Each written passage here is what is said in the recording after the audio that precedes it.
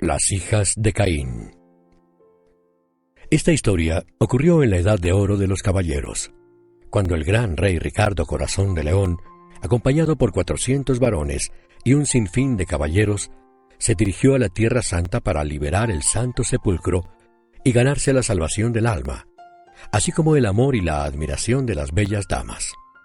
Como todo un caballero, el rey no temía enfrentarse cara a cara con el enemigo más feroz de la cristiandad, pero como un estratega sabio y prudente, siempre enviaba por delante a los exploradores. Durante un paso difícil a través de las montañas del Líbano, el rey eligió para aquella difícil misión al Sir James Stonehampton, un caballero joven pero ya famoso por sus hazañas, y además por su belleza y su jovialidad. Cuando le informaron sobre aquella decisión del rey, el joven caballero estaba jugando a las damas con un templario viejo y codicioso. En aquel juego, el Sir James había apostado su viejo castillo, uno de los pocos que poseía su arruinada familia, y estaba a punto de perderlo. Así que la orden real se convirtió en un buen pretexto para interrumpir la partida nada rentable. Visiblemente animado, el joven caballero montó a su caballo ya ensillado, escuchó las últimas instrucciones y partió al galope por un sendero estrecho y pedregoso, dejando atrás el grueso del ejército. A su corazón valiente no le daba miedo cabalgar al borde de los abismos. Bajo los cascos de su caballo, las piedras se desprendían y caían al abismo, por lo que el mismo jinete parecía estar a punto de precipitarse al vacío. Pero el corazón del caballero, en vez de estremecerse, tan solo se deleitaba por aquella sensación de peligro. En los densos matorrales en las cuestas de las montañas vecinas, seguramente se ocultaban animales feroces, y las cascadas vertiginosas se precipitaban desde lo alto, provocando un ruido infernal. En pleno corazón de las montañas parecían ocultarse las grutas esmeraldinas y galerías opalescentes que prometían una felicidad desconocida. El Sir James cabalgaba, canturreando, y una sonrisa feliz entreabría los labios de su hermosa boca juvenil. No a cualquiera le confía el rey la importante misión de avanzar en la vanguardia del ejército. No a cualquiera lo espera. En un viejo castillo cerca del Mar del Norte, una bella prometida, esbelta y con los ojos límpidos y grises como el acero del mejor filo toledano. Sir James sabía que muchos le envidiaban por sus poderosas manos y su gran corazón, y eso lo hacía feliz. Atardecía y las neblinas húmedas emergían arrastrándose de las cuevas para iniciar su eterna lucha contra el sol que poco a poco retrocedía hacia el oeste. La tierra húmeda y grasienta bajo los enormes helechos exhalaba un hedor semejante a aquel que suele flotar en el aire de una prisión subterránea. Todos los hechizos siniestros y primitivos parecían cobrar vida para atrapar al viajero solitario y despertaban recuerdos sobre los monstruos que, con toda seguridad, poblaban estas montañas misteriosas. El aliento del caballo de Sir James se tornó precipitado y ronco. Ya no corría con la misma velocidad y sobre su satinada piel, otrora blanca, aparecieron oscuras manchas de sudor frío. De pronto, el noble animal se detuvo, un temblor convulsivo recorrió todo su cuerpo esbelto y musculoso. Rechinó casi como un hombre herido de muerte y se echó a correr sin discernir el camino. Al sentir tras sus espaldas unos saltos pesados y un gruñido feroz, el Sir James se giró en la silla y vio una inmensa roca velluda cubierta de un enmarañado pelaje rojizo que lo estaba persiguiendo. Era un enorme oso de las cavernas, a lo mejor el último descendiente de aquel amo del mundo prehistórico que parecía encarnar en sí toda la ferocidad de su especie extinta. El Sir James desenvainó su espada con una mano e intentó frenar a su caballo con la otra, pero el corcel siguió corriendo como loco, con los ojos inyectados en sangre y la espuma gris escapando de su boca torcida. El pestilente monstruo no se quedaba atrás, persiguiendo a su presa con insistencia y obstinación. El caballo atemorizado cabalgó por los senderos donde no hubiera podido pasar ni siquiera un gato montés. Saltaba por encima de los abismos sin fondo y subía a las escarpadas cimas.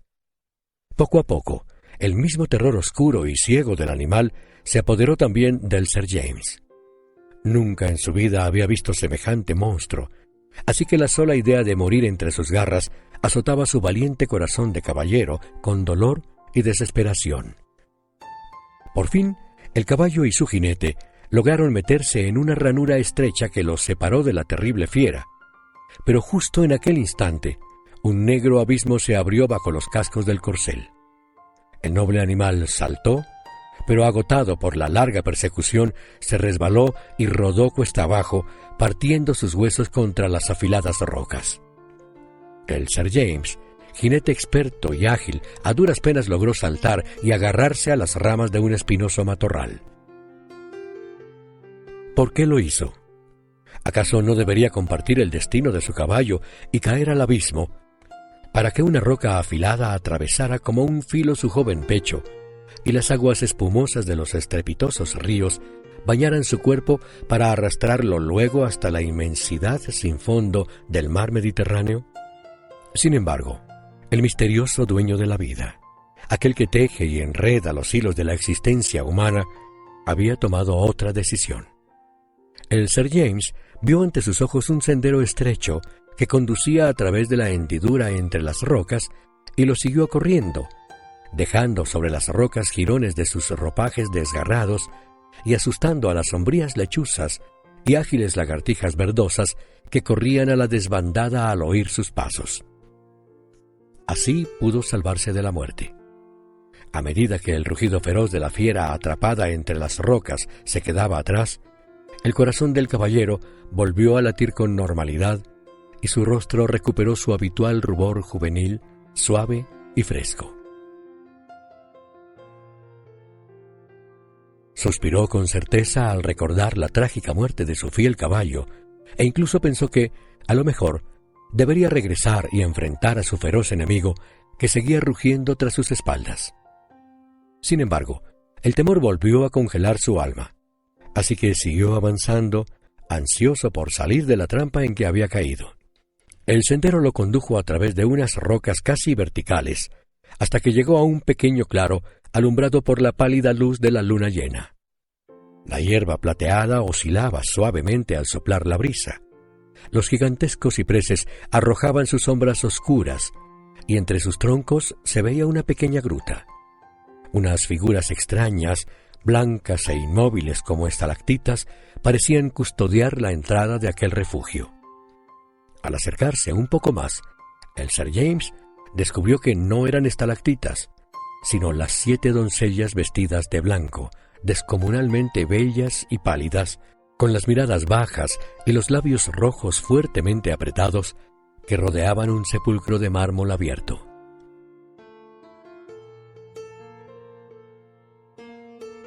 Dentro de aquella tumba yacía un anciano de barba plateada, lujosamente vestido y con pulseras de oro que adornaban sus musculosos brazos. El hombre dentro de la tumba no estaba vivo ni muerto. El noble rubor de la vejez cubría sus mejillas, y sus negros ojos irradiaban sabiduría. Su rígido cuerpo parecía esculpido de marfil, y resultaba evidente que no se había movido de allí desde hacía siglos.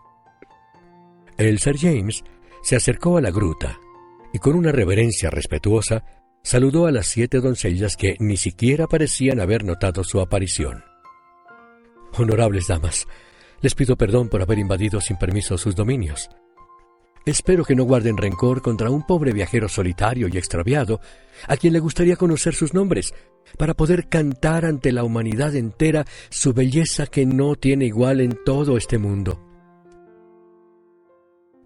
Al decirlo, el joven caballero entendió inmediatamente que había cometido un grave error, ya que no eran palabras convenientes para dirigirse a aquellas criaturas que, al juzgar por los estrictos e inmóviles pliegues de sus vestimentas, por la finura extraordinaria de sus manos y la tristeza descomunal que se reflejaba en la misteriosa oscuridad de sus miradas, no pertenecían a este mundo.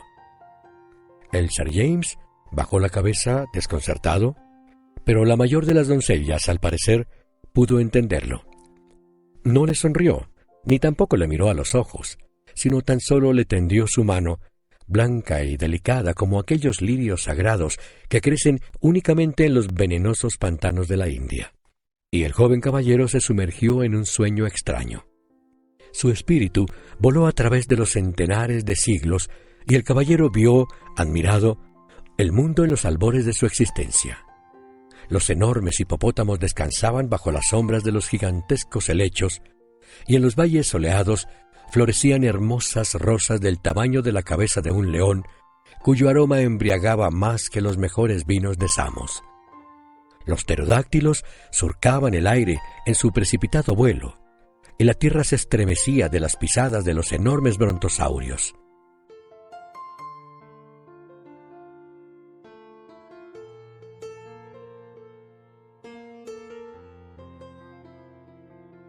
También vivían allí algunas personas, pero eran muy pocas. El decrépito y siempre triste Adán y Eva, con sus ojos de paloma y corazón de serpiente, habitaban en una mísera cueva que compartían con los descendientes de Set, su tercer hijo, mientras en pleno corazón de la tierra de Nod, en medio de las montañas formadas por enormes bloques de mármol y los bosques de sándalo, se elevaba el soberbio palacio de Caín, el padre del pecado y de la belleza. Sus días transcurren allí, en alegría y esplendor. Desde el bosque cercano llega el golpeteo de las hachas de piedra de los hijos de Caín, que preparan las trampas para tigres y elefantes y construyen puentes a través de los abismos. En las quebradas, que en otros tiempos habían sido lechos de ríos ahora secos, las 7 hermosas doncellas recogen para su padre las conchas cantarinas, las piedras de ónice y la brea aromática de bdellium. El mismo patriarca, sentado junto a la puerta de su vivienda, recorta y dobla las flexibles ramas de plátano, los libera de la corteza con ayuda de una piedra afilada y las une con los tendones secos de los animales. Está fabricando un instrumento musical para que su bella esposa se sienta orgullosa, para que sus hijos se animen a trabajar más y a competir entre ellos, y para que sus hijas bailen en medio de la noche bajo las estrellas de la Cruz del Sur. Tan solo cuando una repentina ráfaga del viento levanta de la frente del patriarca un mechón de su canoso cabello, dejando al descubierto la marca fatal del vengativo dios, el anciano frunce el ceño, recordando el pasado, y comienza a anhelar la muerte. Los días pasan y el aroma de las rosas se pone cada vez más embriagante, y una cometa roja como la sangre se acerca a la tierra. Al verla, el viejo Caín siente una pasión devoradora, pecaminosa y fatal, que despierta en su sangre la belleza de la inocente Lía, la más joven de sus hijas. Luchando consigo mismo, el patriarca se retira a las intransitables espesuras, donde sólo los animales salvajes pueden oír sus rugidos del deseo reprimido. Se arroja a las aguas heladas de las cascadas o sube a las cimas más altas, pero nada le ayuda. Bajo la mirada de los negros ojos de Lía, su alma vuelve a sumergirse en los abismos del pecado. Palidece, deja de hablar y rechaza cualquier alimento. Los hijos de Caín piensan que su padre fue aguijoneado por un escorpión. Finalmente, dejó de luchar. Se volvió el mismo hombre afable y animado que antes e intentó rodear a la morena Lía con la indiosa red de dulces promesas. Sin embargo, Dios no le permitió cometer un nuevo pecado. Un día las 7 doncellas oyeron la voz que venía desde el cielo. «Tomad a vuestro padre dormido, colocadlo en un sarcófago de mármol y haced guardia en su alrededor. Así vuestro padre no morirá, pero tampoco podrá levantarse mientras vosotras hagáis guardia en su alrededor».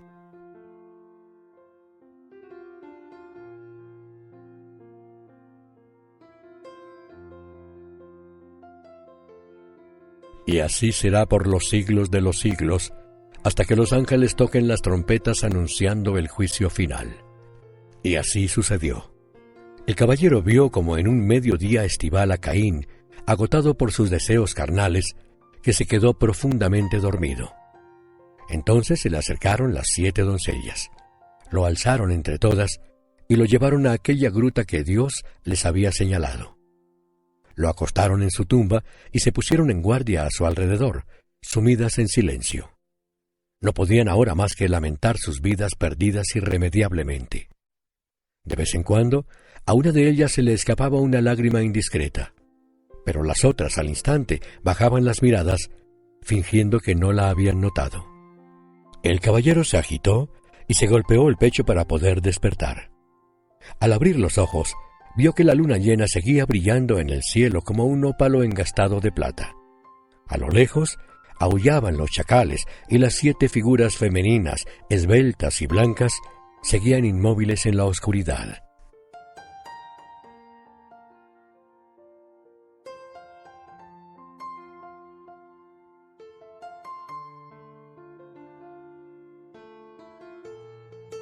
Fue entonces cuando el corazón del caballero se encendió y un discurso, ardiente y fogoso como un caballo beduino, escapó de su boca.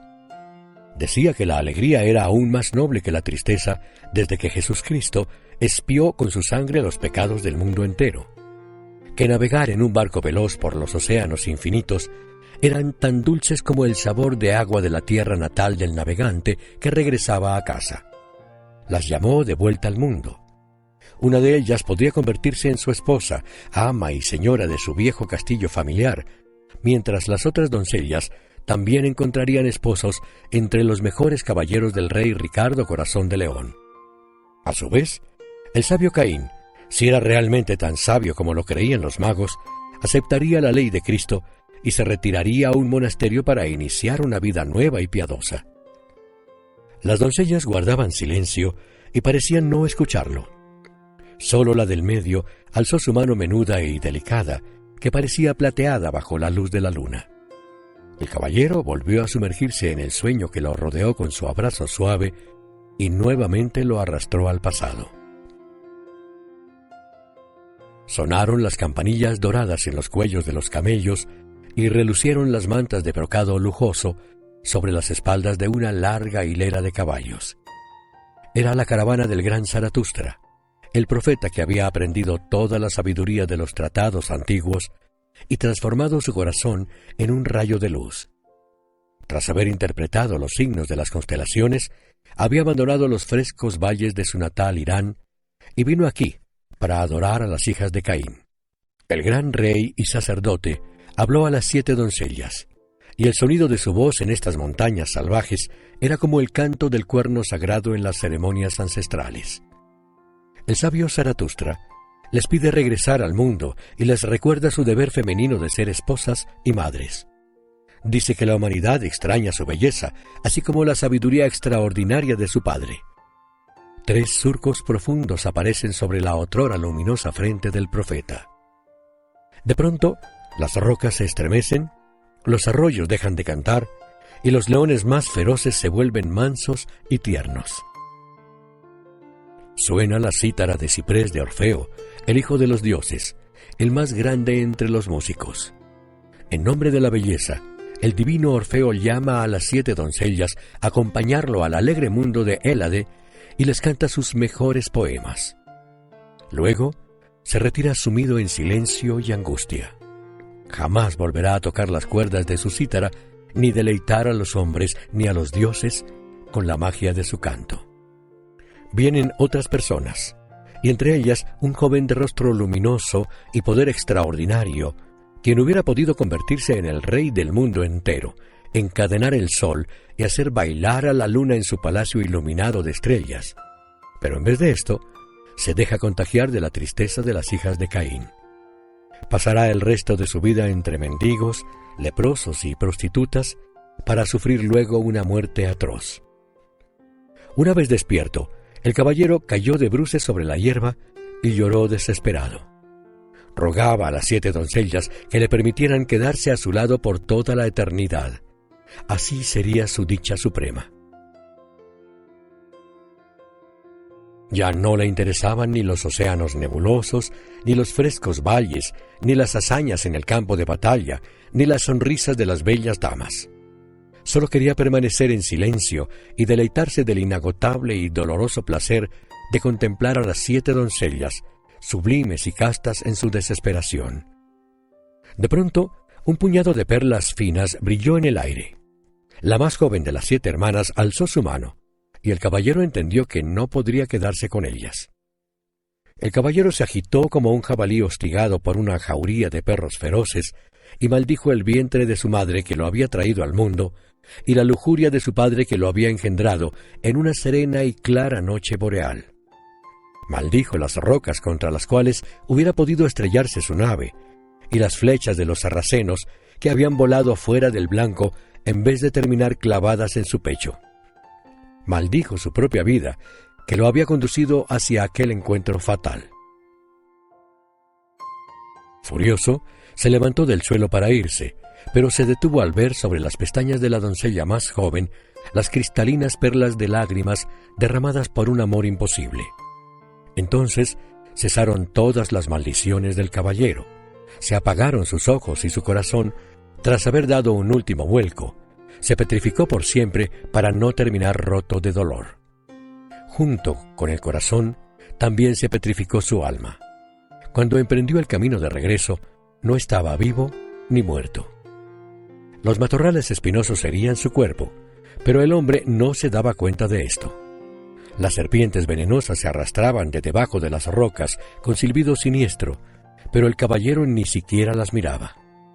El horrendo oso de las cavernas aguardaba a su presa escabullida, agazapado entre las rocas. Al ver al hombre, se puso sobre sus patas traseras y emitió un rugido atronador que despertó a todos los pájaros del bosque. Pero el hombre tan solo lo miró fijamente y le gritó con una sonrisa burlona: «¡Fuera!». Al sentirse encima aquella mirada vacía, el monstruo saltó a un lado y huyó, atemorizado, rompiendo árboles y tumbando rocas a su paso.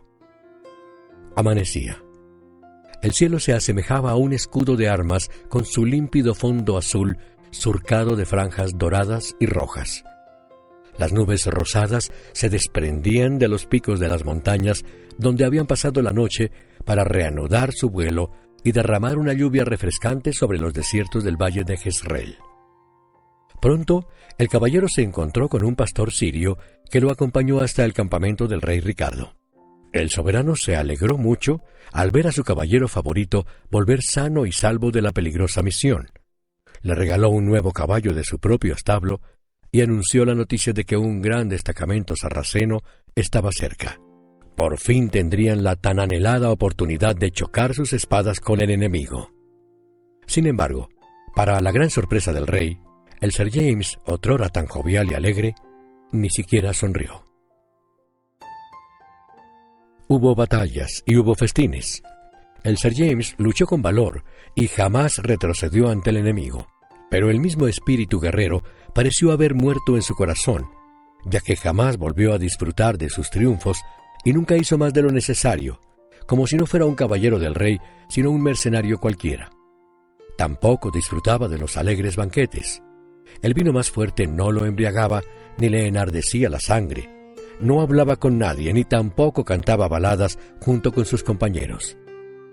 El rey Ricardo no podía permitir que el espíritu caballeresco se extinguiera entre sus hombres, así que pronto partió una nave hacia las costas de Inglaterra, llevándose a bordo al sombrío Sir James. Pasaría desapercibido en la corte del hermano de Ricardo, el príncipe Juan, personaje igual de sombrío. Nada parecía alegrarlo ni sorprenderlo. Cuando alguien lo llamaba a participar en un torneo, el Sir James luchaba y siempre vencía. Las mujeres decentes evitaban su compañía, mientras las viciosas, por el contrario, buscaban sus caricias, pero él mismo las trataba a todas con indiferencia. Su corazón, petrificado en un rincón remoto de las montañas del Líbano, no volvió a despertar para ningún sentimiento humano. Murió muy anciano, y en su lecho de muerte no quiso confesar sus pecados, a sabiendas de que en ninguno de los mundos del más allá iba a olvidar a las 7 doncellas tristes.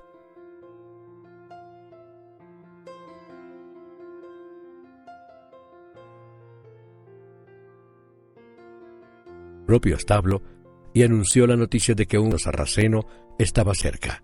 Por fin tendrían la tan anhelada oportunidad de chocar sus espadas con el enemigo. Sin embargo, para la gran sorpresa del rey, el Sir James, otrora tan jovial y alegre, ni siquiera sonrió. Hubo batallas y hubo festines. El Sir James luchó con valor y jamás retrocedió ante el enemigo, pero el mismo espíritu guerrero pareció haber muerto en su corazón, ya que jamás volvió a disfrutar de sus triunfos y nunca hizo más de lo necesario, como si no fuera un caballero del rey, sino un mercenario cualquiera. Tampoco disfrutaba de los alegres banquetes. El vino más fuerte no lo embriagaba ni le enardecía la sangre. No hablaba con nadie ni tampoco cantaba baladas junto con sus compañeros. El rey Ricardo no podía permitir que el espíritu caballeresco se extinguiera entre sus hombres, así que pronto partió una nave hacia las costas de Inglaterra, llevándose a bordo al sombrío Sir James. Pasaría desapercibido en la corte del hermano de Ricardo, el príncipe Juan, personaje igual de sombrío. Nada parecía alegrarlo ni sorprenderlo. Cuando alguien lo llamaba a participar en un torneo, el Sir James luchaba y siempre vencía. Las mujeres decentes evitaban su compañía, mientras las viciosas, por el contrario, buscaban sus caricias, pero él mismo las trataba a todas con indiferencia. Su corazón, petrificado en un rincón remoto de las montañas del Líbano, no volvió a despertar para ningún sentimiento humano. Murió muy anciano, y en su lecho de muerte no quiso confesar sus pecados, a sabiendas de que en ninguno de los mundos del más allá iba a olvidar a las 7 doncellas tristes. Propio establo, y anunció la noticia de que un gran destacamento sarraceno estaba cerca. Por fin tendrían la tan anhelada oportunidad de chocar sus espadas con el enemigo. Sin embargo, para la gran sorpresa del rey, el Sir James, otrora tan jovial y alegre, ni siquiera sonrió. Hubo batallas y hubo festines. El Sir James luchó con valor y jamás retrocedió ante el enemigo, pero el mismo espíritu guerrero pareció haber muerto en su corazón, ya que jamás volvió a disfrutar de sus triunfos y nunca hizo más de lo necesario, como si no fuera un caballero del rey, sino un mercenario cualquiera. Tampoco disfrutaba de los alegres banquetes. El vino más fuerte no lo embriagaba ni le enardecía la sangre. No hablaba con nadie ni tampoco cantaba baladas junto con sus compañeros. El rey Ricardo no podía permitir que el espíritu caballeresco se extinguiera entre sus hombres, así que pronto partió una nave hacia las costas de Inglaterra, llevándose a bordo al sombrío Sir James. Pasaría desapercibido en la corte del hermano de Ricardo, el príncipe Juan, personaje igual de sombrío. Nada parecía alegrarlo ni sorprenderlo. Cuando alguien lo llamaba a participar en un torneo, el Sir James luchaba y siempre vencía. Las mujeres decentes evitaban su compañía, mientras las viciosas, por el contrario, buscaban sus caricias, pero él mismo las trataba a todas con indiferencia. Su corazón, petrificado en un rincón remoto de las montañas del Líbano, no volvió a despertar para ningún sentimiento humano. Murió muy anciano, y en su lecho de muerte no quiso confesar sus pecados, a sabiendas de que en ninguno de los mundos del más allá iba a olvidar a las 7 doncellas tristes.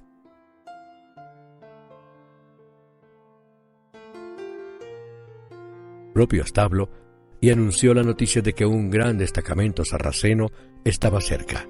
Por fin tendrían la tan anhelada oportunidad de chocar sus espadas con el enemigo.